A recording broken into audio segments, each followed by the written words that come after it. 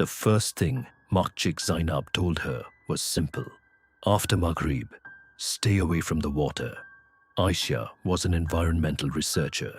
She had come to document the river, not the village's relationship with it. She wrote the warning in her field notebook out of professional habit and did not expect to refer to it again. 3 days later, she reviewed her photographs from the first afternoon sampling. There were 41 images. One of them showed a shape in the water's reflection that had not been there when she took it. It was vertical. It appeared to be looking up. This story comes from Aisyah, an environmental researcher from Kuala Lumpur. She spent 14 months at Sungai Batu. Everything the warning, the shape in the water, the boy who walked in 14 years ago and came back unable to speak, the old Pawang's final words before he died, and the reason the village stopped performing the offerings in 2011 is exactly as she described it to me. The road into the kampung was unpaved for the last 3 kilometers, and Aisyah felt every one of them. She had driven up from Kuala Lumpur that morning, 4 hours on the highway, and then an hour of narrowing roads, each one quieter than the last, until the tarmac gave way to packed red earth and the rubber trees closed in on both sides. The estate was old enough that the trees had grown tall and uniform, their trunks pale in the afternoon light, their canopy filtering everything to a dim, even green. She drove slowly and tried not to think about whether her suspension was going to survive it. The kampung opened up at the end of the track, a cluster of houses on stilts, a wooden surau at the far end, a vegetable garden running along the slope behind the nearest house, chickens in the yard, laundry on a line, the ordinary, specific life of a place that had been here for generations and had arranged itself accordingly. Aisyah parked and got out and stretched. The air smelled of damp earth and wood smoke and something green and slightly sweet that she couldn't name. The river was audible before it was visible. A low, steady movement somewhere behind the tree line to the east. A woman appeared at the steps of the nearest house. 70s, maybe older, wearing a baju kurung in faded blue, her grey hair covered with a simple tudung. She looked at Aisyah with the measured expression of someone who had been expecting her and was deciding in real time what to make of her. "Makcik Zainab," Aisyah said. The woman nodded and came down the steps without hurrying. The welcome was warm but careful. Tea was offered immediately. Aisyah's bag was pointed toward the guest room, and a meal was promised for 7. But as Aisyah began unloading her equipment from the back of the car, sample kits, probe meters, a portable turbidity tester, she became aware that the 3 or 4 other villagers visible from the yard had stopped what they were doing and were watching. Not unfriendly, just attentive, the way people are when they're trying to assess something they are not sure about yet. By 5:30, Aisyah had set up her workspace on the guest room table and was ready to take her first samples before the light went entirely. She picked up her kit and walked toward the sound of the river. She was perhaps 20 meters from the bank when Makcik Zainab appeared beside her. She had not heard the older woman follow. "After Maghrib," Makcik Zainab said, "you stay away from the water." Aisyah stopped.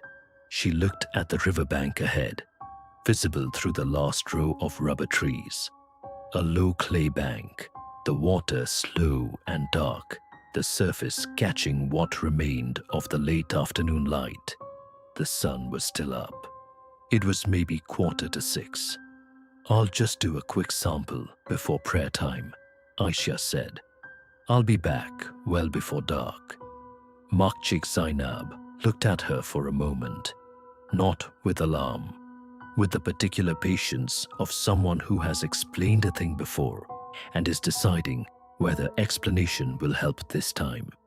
After Maghrib, she said again. Then she turned and went back toward the house. Aisyah took her samples. The river was the color of weak tea, normal for a watercourse through secondary jungle.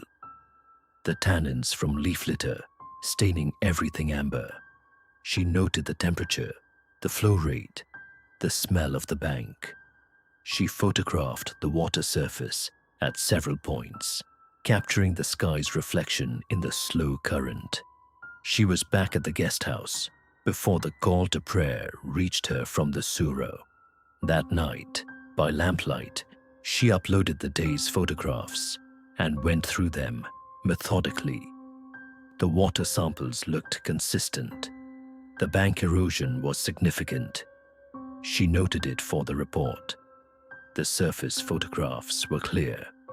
In the third image, taken at the point where the river curved east, the sky was visible in the water's reflection, pale orange, the tail end of sunset. But in the center of the frame, where the reflection should have shown empty sky, there was a shape, dark, still, vertical, like something standing just beneath the surface, looking up. She checked the bank photographs from the same position. The bank had been empty. She set the laptop down and looked at the wall for a moment. Then she picked it up again and looked at the photograph a second time, more carefully. The shape was still there. It had not moved, because photographs do not move. But it was there, and it had not been there when she pressed the shutter, and the water of the Sungai Batu was now fully dark outside the window, and the only sound was the river doing what rivers do at night, which is to continue quietly and without explanation in the direction they have always been going. Aisyah spent the second morning the way she spent most second mornings on fieldwork, slowly, building trust before she asked anything that mattered.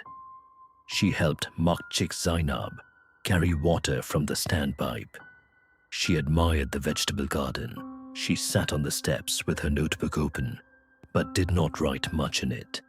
People came and went from the yard with the easy rhythm of a place where everyone knows everyone, and visitors are a minor event that gets absorbed into the day's ordinary business.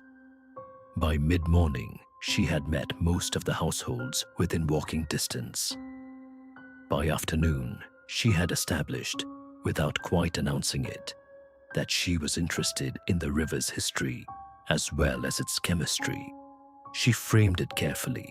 For the environmental report, she said, it helped to understand how the community had used the river over time, where people used to fish, whether the water levels had changed, what people remembered about floods. Most of what she heard was practical and useful. The river had flooded 3 times since 2005. The fish had been fewer since the upstream clearing. The water had been clearer when the grandparents were young. Nobody mentioned the photograph. She had not told anyone about it. Encik Razi found her, rather than the other way around. He was the school teacher, 30s, slight, with wire-framed glasses and the particular precise manner of someone who thinks before speaking and means what he says when he does. He had heard she was asking questions. He came to find her at the river's edge in the early afternoon, when the light was still high and the water was the color of amber glass. He sat on the bank beside her and looked at the river for a while before he said anything. "You should know about the Hairi incident," he said. "If you're going to understand why people are the way they are about this water." Aisyah waited. He told it plainly, the way people tell things they have turned over many times and have learned to carry without embellishment. 14 years ago, during a community gathering at the river's edge, a fishing event, families present, children running along the bank in the last hour of afternoon, a 12-year-old boy named Hairi had gone into the water, not by accident. He had been told, clearly and more than once by the adults present, that the sun was going down and it was time to get out. He had heard them, he had looked at them, and then he had turned and walked into the river up to his chest and gone under. They searched the river through the night. They searched both banks. They found him the following morning on the opposite bank, sitting with his knees pulled to his chest, his clothes still wet, his eyes open and fixed on something none of them could see. He was not hurt, no cuts, no bruising, no sign of any physical difficulty, but he would not speak. For 3 days he did not produce a single word, not distress, not response, nothing. He ate what was given to him. He slept. He looked at people when they spoke to him with the expression of someone listening to a conversation in a language they are still working out. On the 4th day, he spoke. Onchik Razif had been there. He remembered the exact words. He said, "Something showed me things. I don't have words for them." That was all. He did not elaborate then, and as far as anyone knew, he never had. His family moved to Kota Bharu within the year. He was 26 now, finished university, working in logistics. He had not come back to the kampung once in 14 years. Inchik Razif looked at the river while he finished the story, not at Aisyah. People don't talk about it much, not because they're afraid. He paused. Because there's nothing useful to say about it. It happened, and then it was over. But nobody who was here that night goes near the water after dark. Aisyah wrote 3 lines in her notebook and then stopped writing. The river moved past them, slow and amber and entirely ordinary in the afternoon light, doing nothing that required an explanation. On the 4th evening, Mak Chik Zainab made tea without being asked and set 2 cups on the table and sat down across from Aisyah. And Aisyah understood that something was going to be said. It had been building for 2 days, a gradual softening in the older woman's manner, the way she had started watching Aisyah with something closer to assessment than reserve, as if she were measuring not the researcher's credentials, but her capacity to hold something carefully. Aisyah had learned, over years of fieldwork in communities where the important things were said sideways and slowly, to be patient with this process. She folded her hands around her cup and waited. Mak Chik Zainab looked at the window for a moment. Outside, the last of the day's light was thinning. The river was not visible from here, but its sound was present, low and continuous. Underneath everything, "You know the river is not just water," she said. It was not a question. She told Aisyah about the Penungu, not with the cadence of folklore, not as a story with a beginning and a structure designed to be followed, more the way an older person explains something they have always known to someone who has only recently arrived at the question. The Penungu had been in the Sungai Batu for as long as the oldest people's oldest relatives could remember. Not a deity, not a demon, a custodian, a presence that held the river's balance the way certain people hold a community's balance, by simply being there and being attentive. The kampung's relationship with it had been maintained for generations through a pawang, a person with the particular knowledge and standing to keep the terms clear. The last pawang was a man named Pak Haron.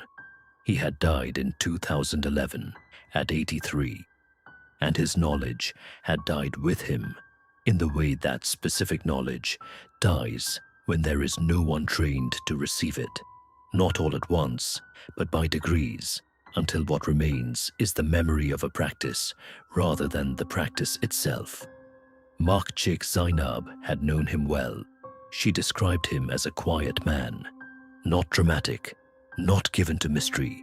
He had performed the seasonal offerings with the same unhurried competence he brought to everything. Practical, respectful, precise about the boundaries. The water at night belonged to what lived in it. The living kept to the bank after dark. These were not rules enforced by fear. They were, as Pak Harun explained them, a matter of courtesy, of keeping the terms of a very old agreement. What changed it? Aisyah asked. The estate. Makcik Zainab set down her cup. In 2009, the rubber land upstream was sold. New owners. They cleared the buffer along the bank. The old growth between the estate and the river. The roots that held the soil. The shade that kept the water temperature right. She was quiet for a moment. After that, the river was different. Not the flow, not the color, just different. The way a person is different after they have lost something. You can see it, but you cannot point to the exact thing that changed. Pak Harun had continued the offerings through 2010 and into 2011. He had said nothing alarming. But in his final months, when he was ill and spending most of his time indoors, he had called his daughter in and told her something she had repeated to Makcik Zainab not long after he died. Makcik Zainab looked at Aisyah directly. He said, "It is not angry, it is grieving. There is a difference." A pause. He said she should make sure anyone who came to study the river understood that. The room was very still. The tea had gone cool. Outside, the last of the light was gone, and the river was a sound in the dark, constant and without edges. Aisyah thought about the photograph on her laptop. The shape in the water's reflection, dark and vertical, looking up. She had been treating it as an anomaly, a trick of light on a slow surface at dusk. She was no longer entirely sure that was what it was. She told Makcik Zainab what she was planning to do the following afternoon. She said it plainly, over breakfast, without asking for permission or approval, just naming it the way she would name any step in her process. That she wanted to go to the bank at dusk, that she wanted to sit there, that she was not going to take equipment or samples or notes. Makcik Zainab listened without interrupting. When Aisyah finished, the older woman was quiet for a moment, looking at the table. Then she stood and went to the kitchen. Aisyah heard the sound of a pot lid, of something being scooped, of a leaf being folded with practiced hands. When Makcik Zainab came back, she set a small bundle on the table beside Aisyah's cup. Is in a folded banana leaf, a single white bunga tanjung, stem trimmed short, a second leaf folded into a neat square and tied with a thin strip of palm. She sat back down and picked up her tea and said nothing more about it. Aisyah reached the bank at 6:10. The sun had dropped behind the rubber trees, and the light was the particular quality of early dusk in the tropics.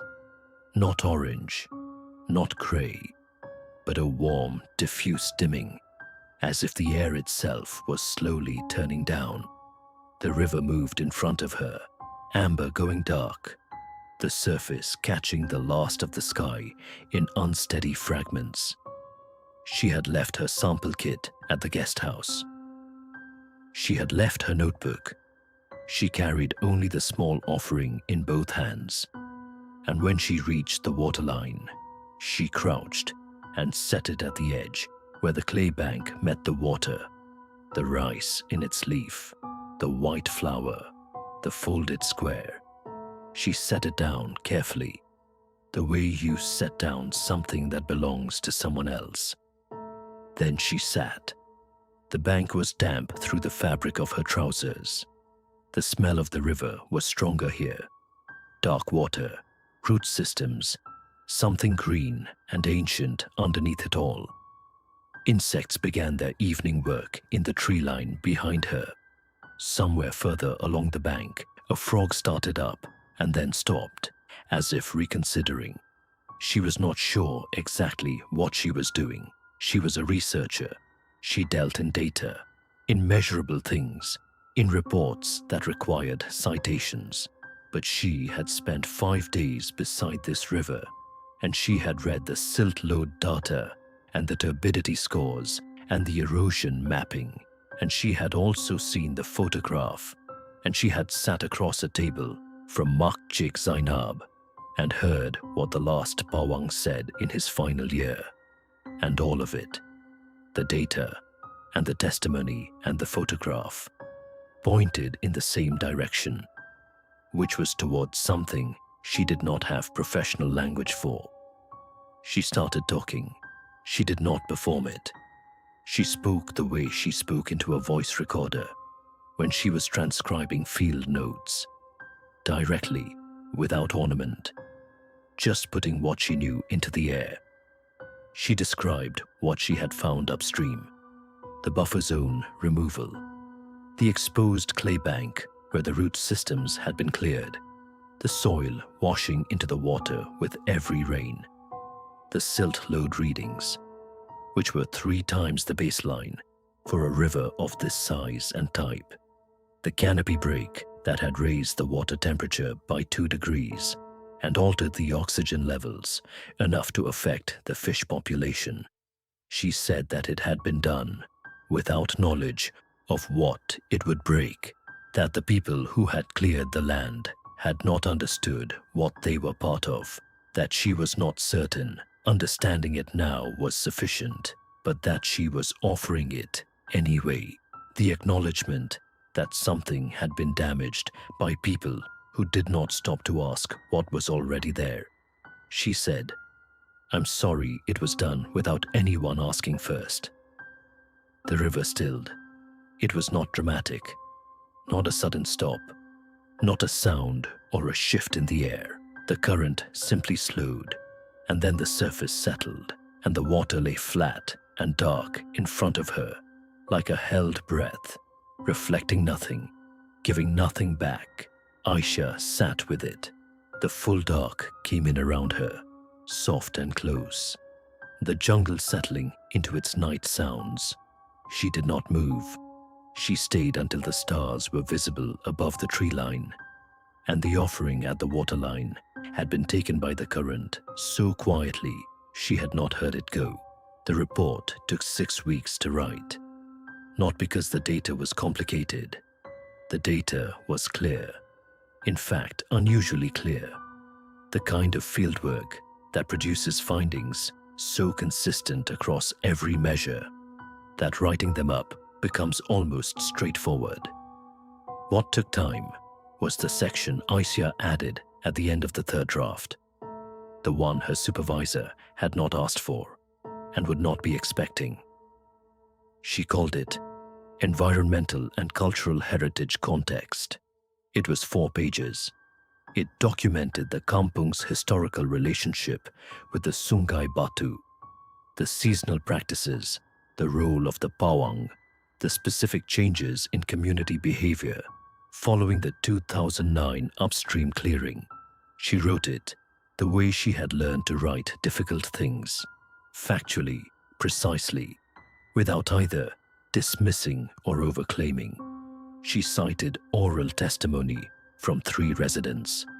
She noted that the river held significant cultural heritage value that was not captured by existing environmental classification frameworks, and she recommended a dual designation, ecological priority site and living cultural heritage site. That to her knowledge, had not been applied to any river in that district before. Her supervisor read it twice and called her. "This is outside the standard framework," he said. "I know," Aisyah said. "I think the standard framework is missing something." There was a pause. "I'll need to check with the Heritage Department." "I know that too," she said. The designation was approved in March after 2 months of administrative correspondence that Aisyah followed up on every 10 days with polite, specific emails that did not let the matter rest. Replanting of the upstream buffer zone began in April, coordinated between the Forestry Department and the rubber estate's new management, who had changed hands in 2022 and were, as it turned out, more amenable to restoration conditions than the previous owners had been. Aisyah returned to the kampung 3 times over the following year. The first visit was in May, 2 weeks after the replanting began. The buffer work was still in its early stages, young trees staked into cleared ground, the soil still raw at the edges. She took her samples at midday, walked the upstream section with the forestry officer, ate lunch with Maghrib Zainab, and left well before Maghrib. At the bank, she crouched and noted the watercolor. Still amber, still carrying silt, but the turbidity reading was slightly lower than her baseline. She wrote it down without drawing conclusions. It was too early for conclusions. The second visit was in August. The buffer planting had taken well. The young trees were leafing out, the canopy gap beginning to close at the edges. The silt reading was down by a measurable margin. The fish traps that one of the village men had stopped setting 3 years ago were back in the water. She took her samples, wrote her notes, left before dark. On the bank, she paused, as she always did now, for a few minutes. She did not bring offerings. That was not her role, and she understood the difference. She simply stopped and looked at the water and acknowledged, in her own quiet way, that she was in a place that held more than her instruments could measure. Then she walked back to the guest house. The third visit was in October. The silt readings had dropped to within acceptable range for the first time since the monitoring program began. The water was a lighter color, not clear exactly. Rivers through jungle are never clear, but clean amber rather than heavy brown, the way it should be. She photographed the surface at the same points she had used on her first evening, when she had found the shape in the reflection. The photographs showed water and sky and the dim forms of rubber trees, nothing else. Maghrib Zainab met her at the gate with the news she had already heard from the forestry officer. The seasonal offerings had been resumed. A younger man in the kampung, who had spent 2 years learning what he could from the Pawang's daughter before she moved to Seremban, had conducted the first one in September. It had been modest and imperfect by his own account, but it had been done. Aisyah sat with Maghrib Zainab on the steps in the late afternoon and drank tea and watched the light change over the rubber trees. She no longer thought of the restriction as a rule. She had stopped thinking of it that way, somewhere between the second and third visit, without quite being able to mark the moment it changed. The boundary at the waterline after dark was not a prohibition.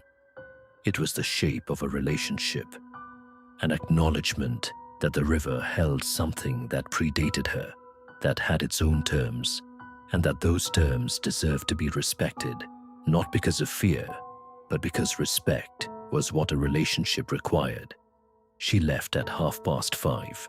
On the drive out, the last of the sun caught the water through the rubber trees, a brief pale gold, there and then gone. She did not feel the need to explain it to anyone. She had written what she could write in the report. The rest belonged to the river, and she had learned, finally, to leave things where they belonged. If this story stayed with you, I think it was meant to. New stories from across Asia, every week, right here. I'm Haunted East. Subscribe if you want to keep listening.